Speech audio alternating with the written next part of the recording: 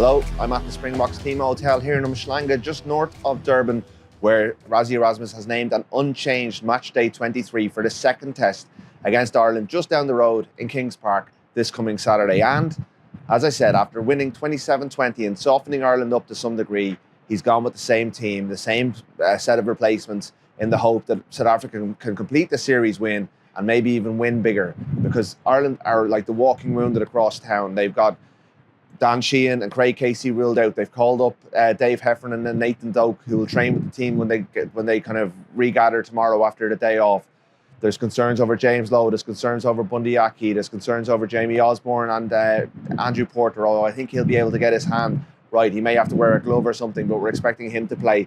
But it's a significant amount of walking wounded that Ireland are dealing with, whereas the South Africans, well, they're doing the recovery here right beside the Indian Ocean. They've got some setup here, and they're feeling fairly refreshed, fairly relaxed. As Rassie Erasmus said, they're pretty much at the start of their season. I know a lot of them have played URC, but they've got the Rugby Championship to come. They're feeling good about life. They've Portugal coming here next week, and he'll rotate for that game. All their focus now is on completing the series win. He said at the weekend, this wasn't getting a monkey off their backs, but at the same time, it has hurt South Africa that they haven't beaten Ireland under the Rassie Erasmus regime. They've beaten the Lions. They've won two World Cups at this point. So to get that win was very important to them, and they're not about to let up. They don't want to let Ireland back in. They want to complete the series and make sure that they don't give up a W or an L here down the road at Durban. So it's a big week for Ireland, a big week for South Africa. They're off the train now. They've incredible continuity, loads of World Cup winners, loads of experience, and a new style of play under Tony Brown. They're looking to double down on that this week. Get Peter Steph-Toy into the wide channels. Get Sia Khaleesi running at Irish players, bouncing the back as he did to Robbie Henshaw, as Damien Dialenda did to the Ireland captain Peter O'Mahony last week. Ireland reckon they've got lots of upside. We were talking to Ronan Kelleher. He believes that if they get their stuff right, they won't be beaten in the same way. And they are fairly proud of the fact that they stayed in the game so well up in Pretoria last weekend. At the same time, Andre Pollard's kicking probably did leave them in the game when it could have been beyond them. And you get the sense, having been selected again this weekend, he's probably not going to leave that many points on the tee. So it's a big ask for Ireland this week, but they know what's in front of them now. Rassie Erasmus has named an unchanged side, and that's the scale of the task that's facing this Irish side.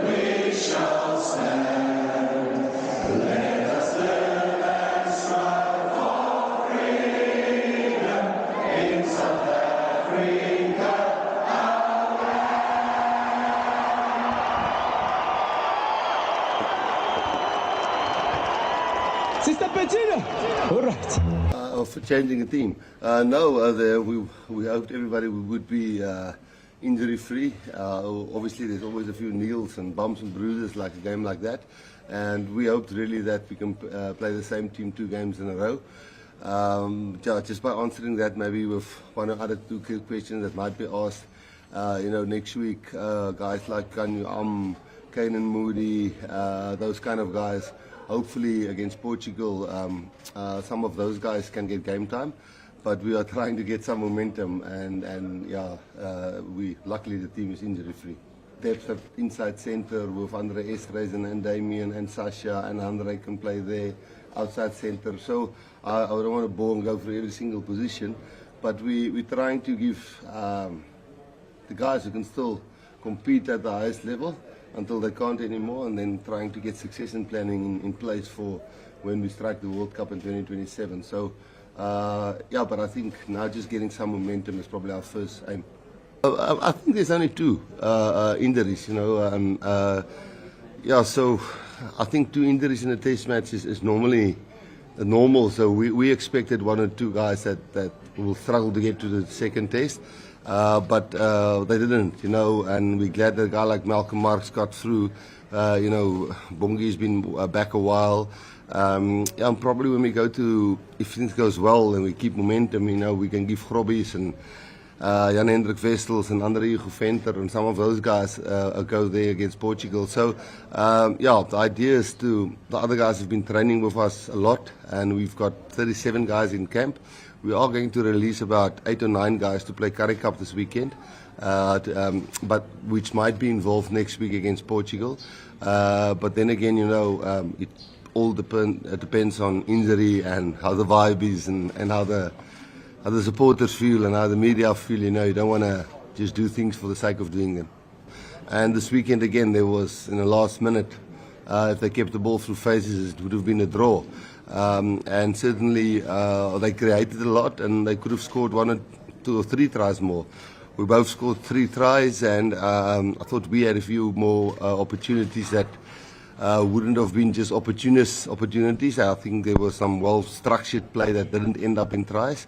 But personally, when we go and play against the All Blacks, it's nice to win. When you play against Wales, it's nice to win. But Ireland is certainly one of the teams that's been peaking and ruling 6 nations and delivering world-class players and world 15s, and without a doubt, we know every single time when you go up against them, it's going to be a very tight match. And if we do manage to make it 2-0, it wouldn't be just satisfaction to me.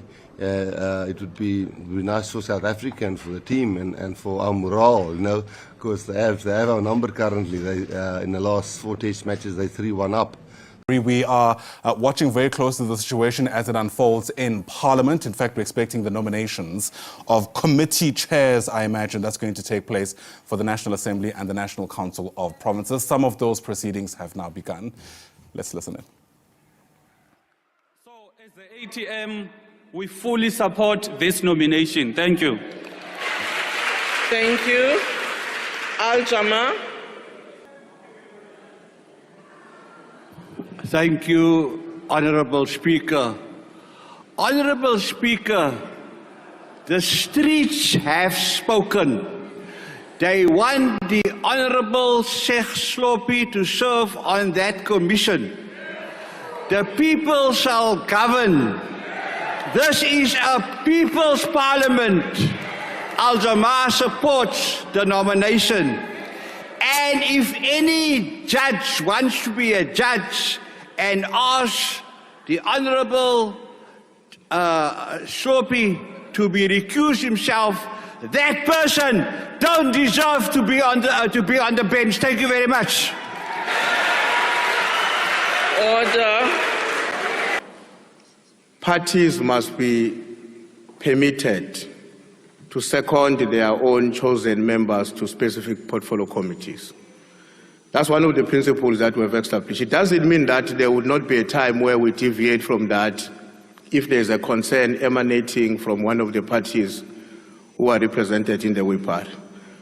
The second issue is that we respect the fact that the DA raises a concern and an objection on the issue of Honourable Slope for the reasons that they are advancing, which are, of course, on the basis of the argument as presented by the Chief Whip of the Democratic Alliance. But our own view as the ANC, which is a view that has been consistent in all the committees we have said, the Chief Whip's Forum, as well as in the Rules Committee, we have agreed that in instances where the rules of Parliament or the Constitution has not clearly defined a particular position, we are going to have to live on the basis of the established rules and practices of Parliament. And I want to make an example about this matter, which is still a very contentious issue in the Rules Committee that we are discussing. The parties, for instance, have been engaging one another about what we understand as members of the 7th Parliament as the chief whip of the majority versus the chief whip of the largest party. And we've agreed that until rules are amended, otherwise, we're going to have to stay with the current convention and the rules of the National Assembly.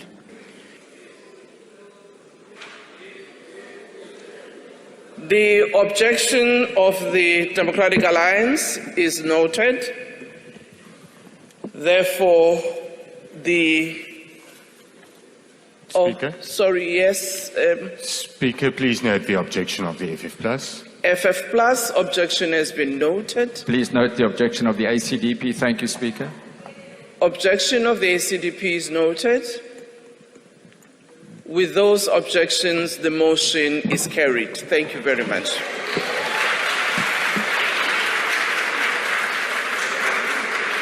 Order, honourable members. This brings us to the end of our sitting. Opposition parties have long been calling for an oversight committee on the presidency accountable to the National Assembly. They say it's a necessary step, even though there is a monitoring and evaluation ministry in the presidency.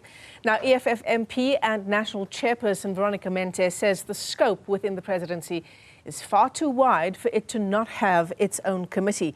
In fact, she joins us live this afternoon here on Daytime Update. Veronica Mente, thanks very much indeed for your time. She's the EFF's national chairperson. She's also a member of Parliament. It's going to be an interesting next 5 years in the work of Parliament, isn't it? For the first time, no one party will dominate the ranks of chairpersons of parliamentary committees in the House.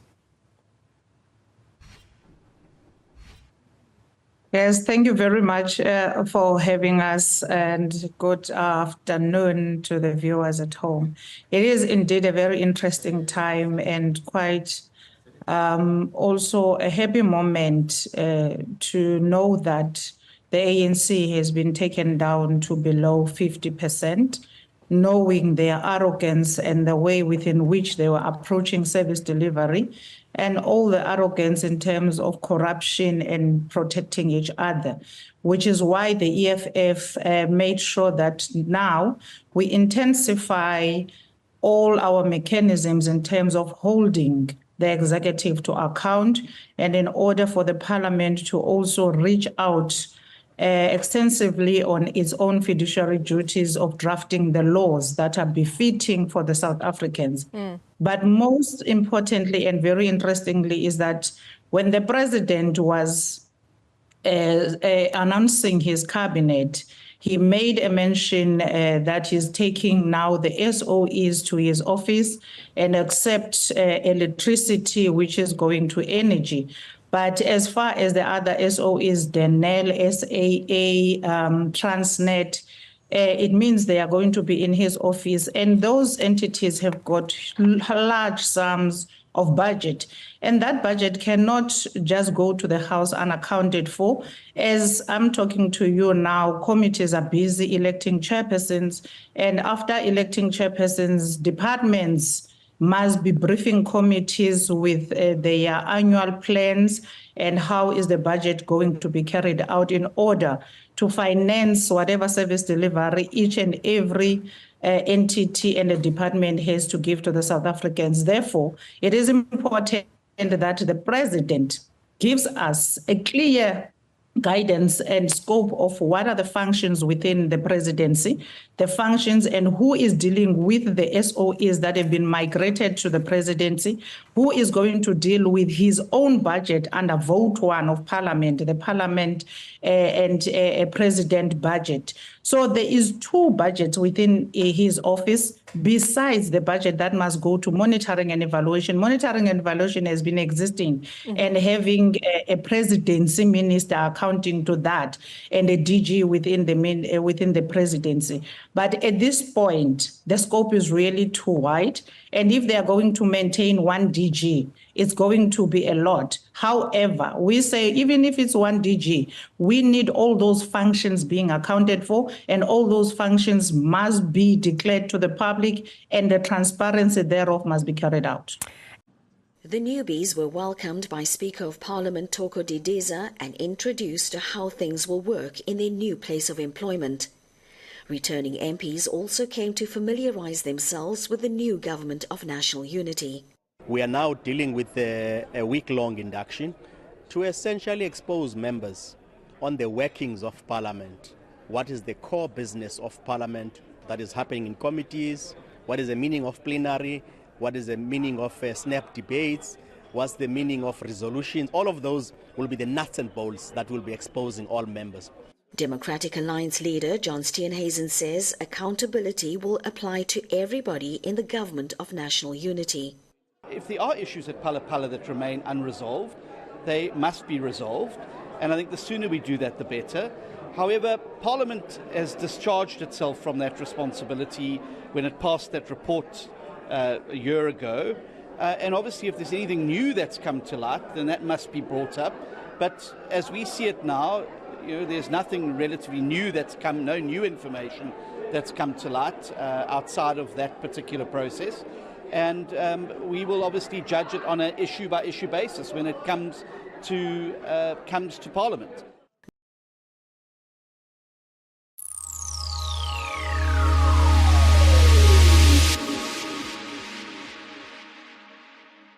Jacob Zuma, the leader of the Umkhonto we Sizwe Party, has declared that the Electoral Court case against the Electoral Commission of South Africa will be reopened. Zuma insisted that his party has uncovered substantial evidence to support their claims of election rigging. Previously, the MK party has withdrawn its case against the IEC. They had initially filed an urgent application to invalidate the results of the 2024 general elections, accusing the IEC of manipulation. However, Zuma explained over the weekend in KwaZulu-Natal that the discovery of a significant new evidence necessitated the withdrawal. This evidence, he said, is the size of an elephant and it requires extensive documentation by their legal team. Zuma was quoted saying, "The primary reason for withdrawing the case was the discovery of this massive evidence. Our lawyers need time to document it properly, even though some were eager to quick resolution. The case is coming back and we have evidence of widespread fraud." End of quote. One of the MK party's many allegations is over 9.3 million votes were unaccounted for, which they claim is a proof of the IEC's misconduct. In response to the MK party's actions, the Democratic Alliance DA has also entered the fray. The DA has filed a paper with the Electoral Court opposing the MK party's request to annul the 2024 national elections results. Helen Zille, head of the DA Federal Council, submitted an affidavit stating that the party's disagreement with the MK party's allegations. The IEC has also asked the court to dismiss the MK's party application. They argue that the MK party has not provided sufficient evidence to substantiate their claim of election rigging. As the controversy unfolds, both the MK party and the DA are preparing for legal battle in the Electoral Court, each aiming to defend their stance on the validity of the 2024 election results. I can't believe I'm saying this, but I actually think they're going to stick with Biden, and I think he's going to get, relatively speaking, an historic ass-kicking come November 5th. That's my prediction right now. President Biden's primetime interview with a sympathetic ABC News anchor was supposed to be the beginning of a fight back. Instead, it quickly became another missing piece in a presidential Jenga tower that's now teetering on the verge of collapse. If the Democrats do have a plan to rescue this election, their candidate is categorically unable to articulate it. What's your plan to turn the campaign around? You saw it today. How many people do you draw crowds like I drew today? You find me any more enthusiastic than today? Huh? I mean, I don't think you want to play the crowd game. Donald Trump can draw big crowds. There's no question about that. He can draw a big crowd, but what does he say? Who's he have? Well, today, 4 more senior House Democrats called on Biden to abandon his re-election bid. But Biden this morning wrote to all congressional Democrats to insist he is firmly in charge and has no plans to quit. But bipartisan concern about his health is now reaching a critical mass. A major New York Times poll found that 74% of voters believe he's too old to be an effective leader. The same poll 4 years ago put that number at 36%. The stammers and blunders that Trump supporters have highlighted for several years are now the subject of intense mainstream media scrutiny for probably the first time. Biden supporters say he needs to face the press and public more often, but every time he does that, he somehow makes it worse. At one defiant rally this weekend, he promised to beat Donald Trump again in 2020. Well, guess what? They're trying to push me out of the race. No! Well, let me say this as clearly as I can. I'm staying in the race. I'll beat Donald Trump. I will beat him again in 2020. Yeah, you weren't, though, because that was 4 years ago, Mr. President. He also gave a round of apparently scripted radio interviews in which he appeared to identify as a black woman. By the way, I'm proud to be, as I said, the first vice president, first black woman, served with a black president. I'm proud of the first black woman in the Supreme Court. There's just so much that we can do because together there's nothing. Look, this is the United States of America. Mr. President, with all due respect, to coin a phrase, you ain't black. It would be funny if it wasn't so serious. The President now says he needs to get more sleep and stop working by 8 p.m. And that might well be true. But on its own, it's enough to disqualify him as a suitable candidate for president, isn't it? Many Democrats, including the man himself, point out that Barack Obama bounced back from a poor debate against Mitt Romney to win a decisive election victory. But the difference here is that Biden didn't lose the debate because of policy disagreements. He lost because of senility. And the sad truth about senility is it can only get worse. Well, to debate now, I'm joined by the former Republican Congressman Joe Walsh, host of the podcast White Flag with Joe Walsh, Geraldo Rivera, broadcaster, journalist and former Fox News host, Clay Travis, author and founder of Outkick, but Marianne Williamson, who has challenged Biden as an alternative Democratic candidate for president. Well, welcome to this stellar panel. Geraldo, great to have you back on Uncensored after quite a while. Thank you, Piers. Much missed in many ways, but not tonight. So give me your take on this. I mean, it seems to me we're into completely uncharted territory where no incumbent president that I'm aware of has ever quit the race so late in the day. Do you think it's actually possible to happen? I think it is barely possible, Piers, and only really practically possible if Biden himself enthusiastically embraces the notion of him being replaced by his Vice President Kamala Harris. Which in America can be utterly relentless and ferocious. It's now focused so intently on every gaffe, every mistake, every misstatement and so on. And Geraldo, the bottom line is if I put him up against you in a debate about the weather, you're going to win. Now for something a little different, and from inside the White House, we have a special guest. Joining us now, the 46th President of the United States and presumptive Democratic nominee Joe Biden, calling in to Morning Joe right now. Good morning, sir. Hey, Mika, I'm more than presumptive. I'm going to be the Democratic nominee. There you go. Okay, well, Mr. President, that leads to the letter that we just received a few minutes ago. And I'm curious, there's a part of it where you talk about the fact that you got 14 million votes, 87% of the vote. It was an open process. You only had 3 people running against you. You have 3,900 delegates. And then you ask this question, do we now just say the process didn't matter, that the voters didn't have a say? I'm curious, is that an allusion also to Donald Trump and the fact that Democrats, you believe, may now be doing the same thing that Donald Trump tried to do in 2020, and that is overthrow the popular will of Democratic voters? Well, look, Joe, let me say it this way. The reason I've been out on the road so much all over the country, and while Trump is riding around in his golf cart, filling out his golf cart before he even hits the ball. But anyway, he hadn't been anywhere in 10 days. I've been all over the country, number one. And I've gone over the country for several reasons. One, to make sure my instinct was right about the party still wanting me to be the nominee. And all the data shows that the average Democrat out there who voted, the 14 million of them that voted for me, still want me to be the nominee, number one. Number two, the idea that Donald Trump has gained in any substantial way, has his argument to why he should be president is anywhere convincing than it was 2 weeks or 3 weeks ago. It's just not there. In the last 24 hours, Israel dealt a mortal blow to Hamas, attacking the so-called belt of fire in the neighborhood of Atufa in Gaza City. Meanwhile, reports indicate that as many as 10 terrorists were eliminated in an attack in Jabalia, while a senior member of the Hamas civil administration was eliminated in Gaza City. Israel is also sending strong signals to Hezbollah by attacking the Tzur sector in Lebanon. Things are heating up, so let's dive into the details. I'm HIER Pinto, and this is your Boots on the Ground report about what is happening in Israel in the 276th day of the war against Hamas, Hezbollah, Iran, the Houthis, and all of Iran's proxy militias in Iraq and Syria.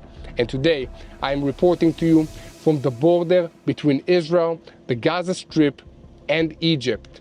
Yes, only a few hundred meters from the Philadelphia corridor. After reporting the Palestinian media about IDF attacks in Jabalia, at 1 a.m. on Monday morning, the IDF confirmed that it was attacking Hamas targets in the central Gaza Strip. The El Hali Baptist Hospital, located in the Zaytun neighborhood in the south of Gaza City, where the IDF had already operated in earlier stages of the fighting, was evacuated during the night. The Palestinian media and Al Jazeera reported unusual attacks in Mamdan in the industrial area of the city and also in the neighborhoods of Atufa and Saya. The IDF also confirmed on Sunday morning that it attacked the Khan Yunis municipality building in the southern Gaza Strip during the night after recognizing that it was used by Hamas terrorists. Among other things, the IDF statement added that under the building were tunnel shafts connected to a wider network of tunnels that Hamas has built underneath the city. The IDF also clarified that prior to the attack, a number of steps were taken to reduce the risk of harm to civilians, including evacuating civilians from the area. New evacuation orders have been issued by the Israeli government in Gaza. This happening exactly 9 months since the war began. Tonight, we're getting our first look inside the besieged city of Rafah in the Gaza Strip as the war rages. CBS's senior foreign correspondent Holly Williams has this report. An Israeli airstrike hit a school in Gaza where displaced Palestinians were sheltering yesterday. Israel's military says it was targeting militants. At least 16 people were killed, according to the Hamas-run health ministry. It says the death toll in Gaza passed 38,000 this past week. Yet there's also renewed hope here for a ceasefire after Hamas responded to a plan that was outlined by President Biden back in May, and Israel's Prime Minister Benjamin Netanyahu agreed to send a delegation to restart stalled negotiations. The US may be pushing its ally to agree to a ceasefire, but Israel doesn't always do what Washington wants. It launched a ground offensive in Rafah in May, despite the objections of the US. And on Wednesday, for the first time, Israel's military took foreign journalists to the city on Gaza's border with Egypt to see what it's accomplished there. We're now inside the Gaza Strip. Rafah City is straight ahead. Israel said it had to go into Rafah because Hamas's 4 remaining battalions were hiding there, using tunnels connected to Egypt to smuggle in weapons. Israel's military claims it's killed more than 900 militants in the city, though it's also killed civilians, exactly what the US was worried about. Israel's military says that we are standing above a terror ecosystem, a web of tunnels that were used by the militants. But above ground, all we can see is destruction on a scale that is really impossible to adequately describe. So I'm going to let my cameraman do the work. I'm going to let the pictures do the talking. This is a wasteland. The only people that we're seeing are Israeli soldiers. Hamas leaders are still at large, according to Israel's military. Do you know what's happening? Why is there all this gunfire? Those gunfires are part of outgoing gunfire. We are in a war zone. This is protecting the area, and you are now in the area. Shortly after that, we were told to move. If peace does finally come to Gaza, this shattered strip of land will need to be rebuilt from the ground up. Holly Williams, CBS News, Rafah in the Gaza Strip. The French General Assembly election results for the second round are finally in, and they are super unexpected. Le Pen's national rally did not win, nor did Macron's Ensemble. Instead, the left-wing coalition emerged victorious, securing a plurality of seats. This surprising outcome marks a significant shift in the French political landscape and bears all kinds of consequences. Bear in mind, though, that these are not presidential elections, but parliamentary, meaning that Macron will stay until 2027 as planned. But before we dive into the final results and what they mean, let's do a super quick recap of how French General Assembly elections work. In France, there are 577 constituencies, and in each constituency, one representative is elected to represent their constituency and party in the National Assembly. This means there are 577 seats in total, and 289 seats are required for a majority. The election process involves a two-round system. In the first round, which took place last week on June the 30th, citizens voted for candidates and their respective parties in their constituency. There are two possible outcomes in the first round. Either a single candidate receives 50% or more of the vote, or none of the candidates reach this threshold. If a candidate receives 50% or more, they automatically become a member of the National Assembly, a result known as an absolute majority vote. In this case, there will be no second round. If no candidate achieves 50%, which is much more common, a second round is held on the 7th of July, where the top candidates face off. This example on the right illustrates what actually happened in this constituency last night. 3 candidates qualified for the second round. However, one candidate withdrew their candidacy before the runoff. Consequently, the remaining 2 candidates competed, with one ultimately winning the seat. In the first round results from last week, only 76 out of the 577 constituencies had a single party winning by over 50%, thus determining the outcome in one round. The remaining constituencies required a second round to decide the winners. So finally, what are the results? In the first round, the following seats were allocated. Le Pen's right-wing populist National Rally and their allies, 38 seats. The broad left-wing alliance New Popular Front, also called NFP, 32 seats. Macron's centrist Ensemble, only 2 seats. And the right-wing Republicans, only 1 seat. Last week, it really seemed as though Le Pen was poised to take France by storm. However, what happened in round 2 last night? At the time of recording, the Republicans won an additional 44 seats. The National Rally won 105 seats. Macron's Ensemble won a surprising 166 seats. And the New Popular Front won an additional 150 seats. Now, if we add the first and second round results, we get the following. And here it's clear. The left-wing alliance emerges as the clear winner, and Macron in second place, which was rather unexpected. However, 289 seats are needed for a majority, and even the New Popular Front is not even close to meeting that target, as they would need to have an additional 107 seats. This was unexpected, as polls before the election showed a National Rally in first place, but they ended up in third. The National Rally's party president, Jordan Bardella, slammed what he called the unnatural alliance between Macron and the leftists to stop by all means National Rally's most important surge of its history. What he means is that if a National Rally candidate advanced to the second round along with 2 other candidates, the centrist and left-wing parties have strategically withdrawn their candidates in third place. This move was aimed at consolidating votes against the far-right candidate, thereby increasing the chances of defeating the National Rally candidate in the second round. They did this in over 200 constituencies, and let's be honest, it worked.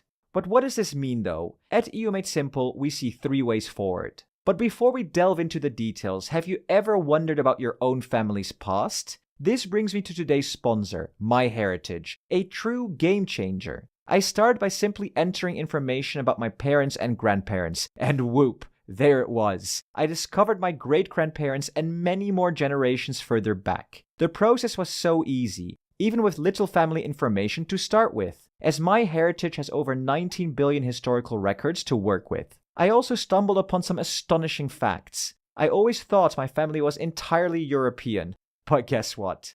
I found out that I have ancestors who have roots in Turkey and Indonesia. Looks like the Dutch colonial past in Indonesia wasn't just a chapter in the history books, but a part of my own family story. Who knew? And check this out. I uploaded this old family photo to MyHeritage. Their tools let me repair, colorize, enhance, and even animate it. It's like bringing my family's history into the present. And here's something exciting. You can sign up for a 14-day trial to explore the vast resources of MyHeritage. So start your journey into your family's past today. Find the link in the description.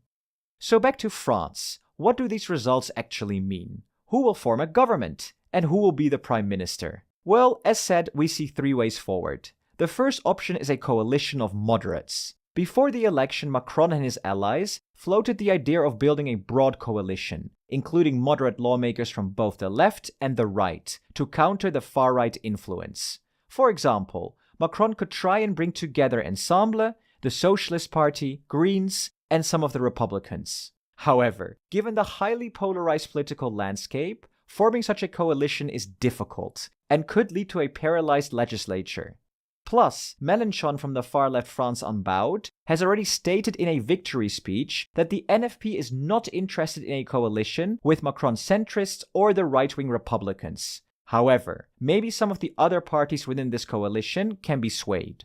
The second option is a NFP minority government. Given the new Popular Front's large share of seats, Macron may be forced to appoint one of their leaders as prime minister. But this already presents the very first problem.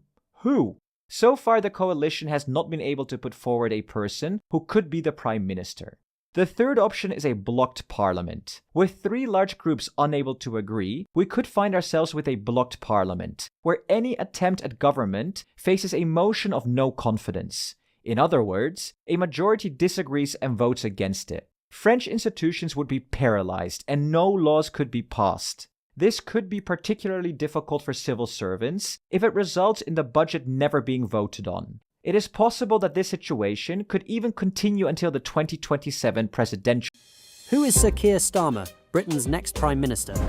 He has taken the Labour Party from the wilderness and back into government in less than 5 years. But his own politics remain curiously undefined. To his opponents, he is an empty suit who has ditched every political principle he's ever held. Voters remain unsure what he stands for, and there's the general sense that, well, he's just a bit boring. But Starmer's life before politics suggests that beneath the surface may lie a more radical man. If there's one thing Starmer wants you to know about his early life, it's this. My dad was a toolmaker. He was a toolmaker, yeah. And my mum was a nurse in the NHS. Starmer has made much of his working class upbringing. He was named by his Labour-supporting parents after Keir Hardie, the man who founded the Labour Party. In 1982, he became the first in his family to go to university, and later studied at Oxford, where he helped edit the Trotskyite Socialist Alternatives magazine. We didn't actually sell many copies of this. He went on to a high-flying career as a human rights lawyer, taking on a landmark case against McDonald's and defending prisoners facing the death penalty. It was long rumoured that Mark Darcy, the taciturn barrister in the Bridget Jones novels, was based on him, although the series' author has since denied it. Crikey. In 2008, he became Director of Public Prosecutions, where he oversaw the conviction of terrorists and reformed the way the legal system treated rape victims. Starmer's rise to the top of politics has been swift. He became an MP in 2015, and less than a year later, he was appointed Shadow Brexit Secretary by the then Labour leader Jeremy Corbyn. In that role, Starmer spearheaded the push for a second Brexit referendum. The only way truly to settle this is to ask people, do you want to leave on these terms, or would you rather remain? And then, in 2020, he was elected leader on a promise to continue his predecessor's left-wing vision. But since then, Starmer has changed tack. He has ditched many of Corbyn's most radical policies. Left-wingers say they have been purged, including Corbyn himself, who was suspended for downplaying the extent of anti-Semitism and then kicked out. Thank you very much. Goodbye. I don't want the words the Labour Party and anti-Semitism in the same sentence again as we go forward. His cabinet in waiting is now mostly drawn from Labour's right. So what does this socialist turned centrist really stand for? It isn't easy to summarise Starmerism in a pithy slogan, but Starmer has been single-minded in his mission to turn Labour from a protest movement into a party of government. That has meant scrapping anything that could turn off voters. And while he may not be an ideologue, he is an institutionalist, After years of political turmoil and constitutional chaos, he believes the key to getting Britain up and running again lies in moderate reform, political stability, and competent government. If the theme tune of Tony Blair's 1997 landslide was "Things Can Only Get Better," then Starmer's is more "Things Can Stop Getting Worse."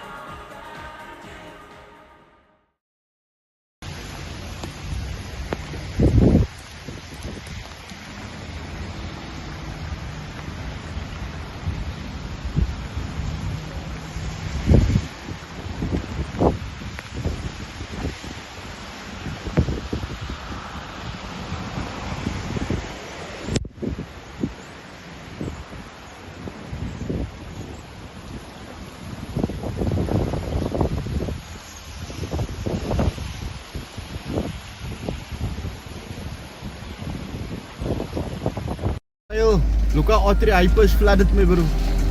Autry Hyper is flooded. Look there. Autry Hyper is flooded, man. See here. The whole parking lot, man. The whole parking lot.